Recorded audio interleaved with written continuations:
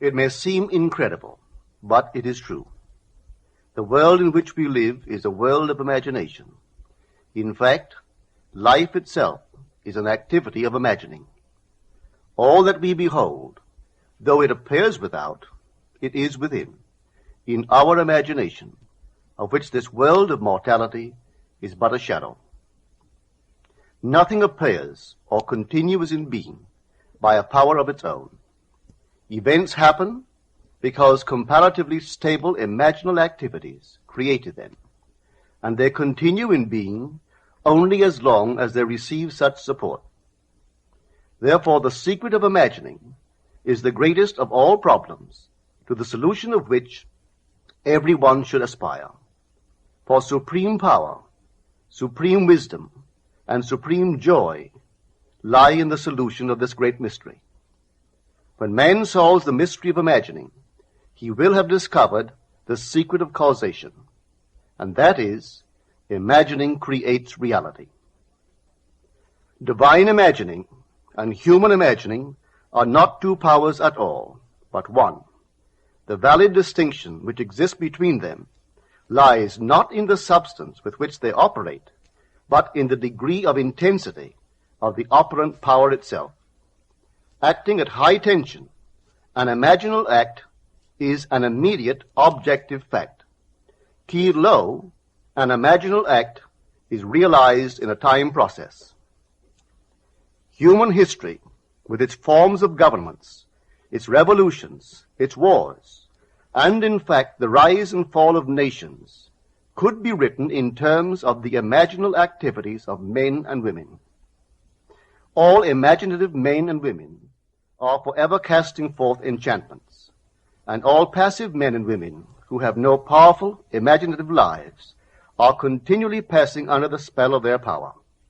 If imagination is the only thing that acts, or is, in existing beings or men, as Blake believed, then we should never be certain that it was not some woman treading in the winepress who began that subtle change in men's minds, or that the passion, because of which the earth has been drenched in blood, did not begin in the imagination of some shepherd boy, lighting up his eye for a moment before it ran upon its way. The future is the imaginal activity of man in its creative march. Imagining is the creative power, not only of the poet, the artist, the actor, and orator, but of the scientist, the inventor, the merchant, and the artisan. Its abuse in unrestrained, unlovely image-making is obvious, but its abuse in undue repression breeds a sterility which robs a man of actual wealth of experience. Imagining novel solutions to ever more complex problems is far more noble than to restrain or kill out desire. Life is the continuing solution of a continuously synthetic problem. Imagining creates events. Our world, created out of men's imagining, comprise unnumbered warring beliefs. Therefore, there can never be a perfectly stable or static state. Today's events are bound to disturb our yesterday's established order. Imaginative men and women invariably unsettle a pre-existing peace of mind. Hold fast to your ideal in your imagination. Nothing can take it from you but your failure to persist in imagining the ideal realized. Imagine only such states that are of value or promise well. To attempt to change circumstances before we change our imaginal activity is to struggle against the very nature of things.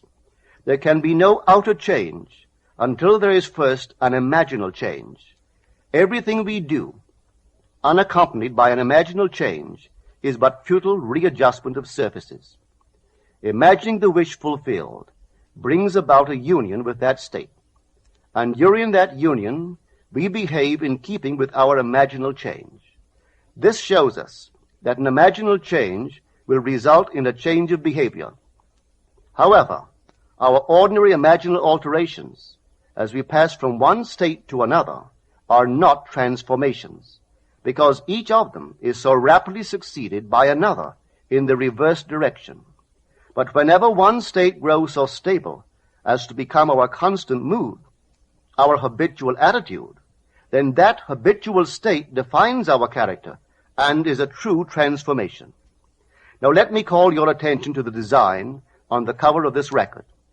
You will notice a man sitting on a park bench, imagining himself to be in a home. This is the secret of those who lie in bed awake while they dream things true.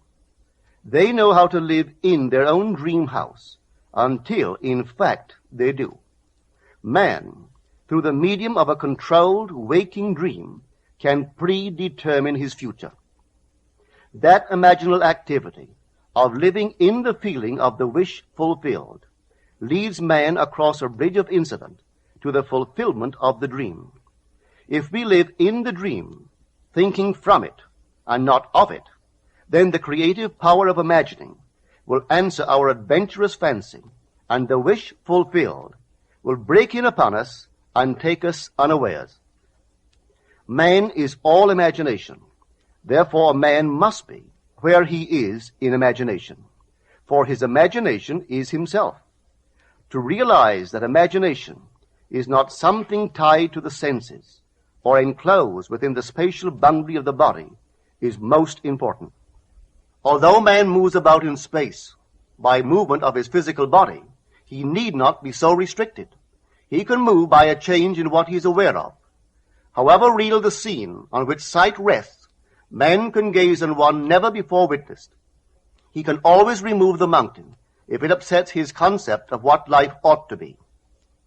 This ability to mentally move from things as they are to things as they ought to be is one of the most important discoveries that man can make. It reveals man as a center of imagining, with powers of intervention which enable him to alter the course of observed events, moving from success to success through a series of mental transformations of nature, of others, and himself. How does he do it? Self-abandonment. That is the secret. He has to abandon himself mentally to his wish fulfilled, in his love for that state, and in so doing live in the new state and no more in the old state. Now we can commit ourselves to what we do not love. So the secret of self-commission is faith plus love. Faith is believing what is incredible. We commit ourselves to the feeling of the wish fulfilled, in faith that this act of self-commission will become a reality, and it will, because imagining creates reality. Imagination is both conservative and transformative. It is conservative when it builds its world from images supplied by memory and the evidence of the senses. It is creatively transformative when it imagines things as they ought to be, building its world out of the generous dreams of fancy. In the procession of images, the ones that take precedence naturally are those of the senses. Nevertheless, a present sense impression is only an image. It does not differ in nature from a memory image or the image of a wish.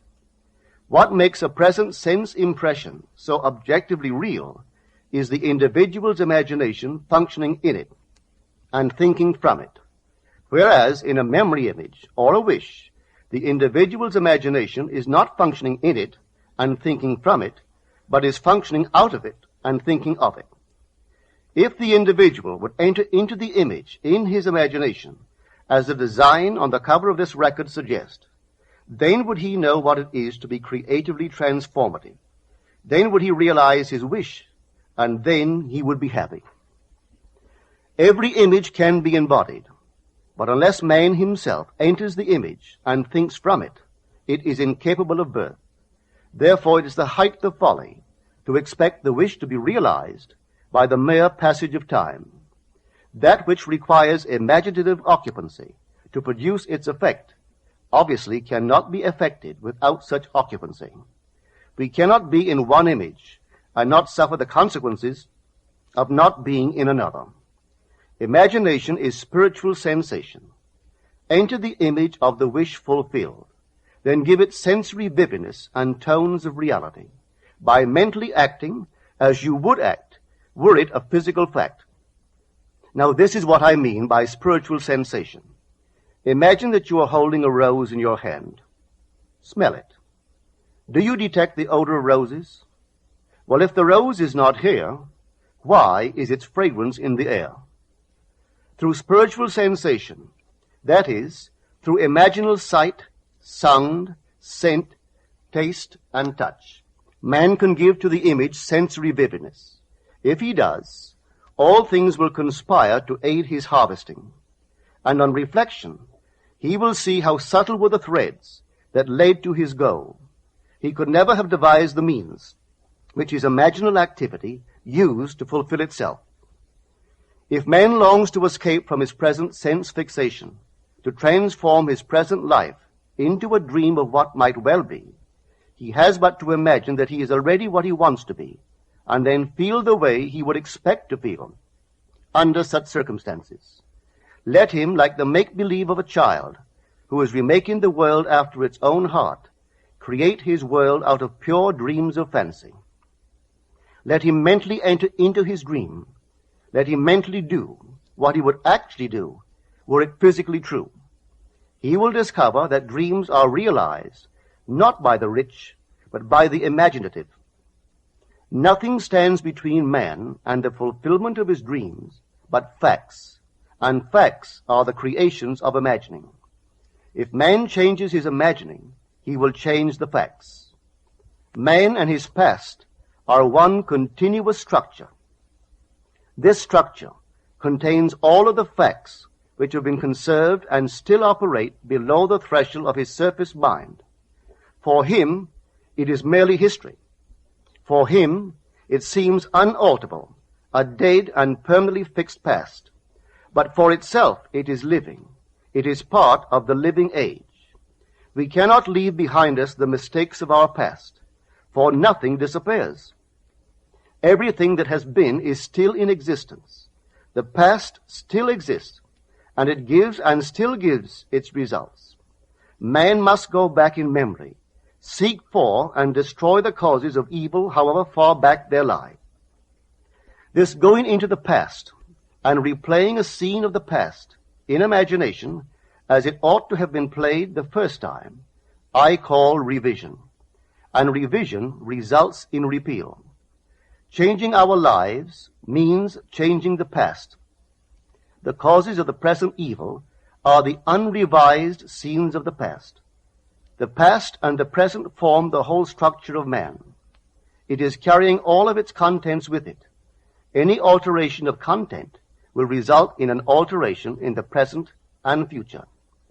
Live nobly, so that mind can store a past well worthy of recall. Should you fail to do so, remember, the first act of correction or cure is always revise. If the past is recreated into the present, so will the revised past be recreated into the present. Or else, the promise that though your sins are like scarlet, they shall be as white as snow, is a lie. The question may arise as to how, by representing others to ourselves as better than they really were, or mentally rewriting a letter to make it conform to our wish, or by revising the scene of an accident, the interview with the employer, and so on, could change what seems to be the unalterable facts of the past. But remember my claims for imagining. Imagining creates reality. What it makes, it can unmake. It is not only conservative, building a life from images supplied by memory. It is also creatively transformative, altering a theme already in being. The parable of the unjust steward gives the answer to this question. We can alter our world by means of a certain illegal practice, by means of a falsification of the facts, that is, by means of a certain intentional alteration of that which we have experienced. And all this is done in one's own imagination. This is a form of falsehood which not only is not condemned, but is actually approved in the gospel teaching. By means of such a falsehood, a man destroys the causes of evil and acquires friends, and on the strength of this revision proves judging by the high praise the unjust steward received from his master, that he is deserving of confidence. Because imagining creates reality, we can carry revision to the extreme and revise a scene that would be otherwise unforgivable. We learn to distinguish between man, who is all imagination, from those states into which he may enter. An unjust steward, looking at another's distress, will represent the other to himself as he ought to be seen. Were he himself in need, he would, like the man on the cover of this record, enter his dream house in his imagination and imagine what he would see and how things would seem and how people would act after these things should be. Then in this state he would fall asleep, feeling the way he would expect to feel under such circumstances. Would that all the Lord's people were unjust stewards, mentally falsifying the facts of life to deliver individuals forevermore. For the imaginal change goes forward until at length the altered pattern is realized on the heights of attainment. Our future is our imaginal activity in its creative march. Imagine better than the best you know.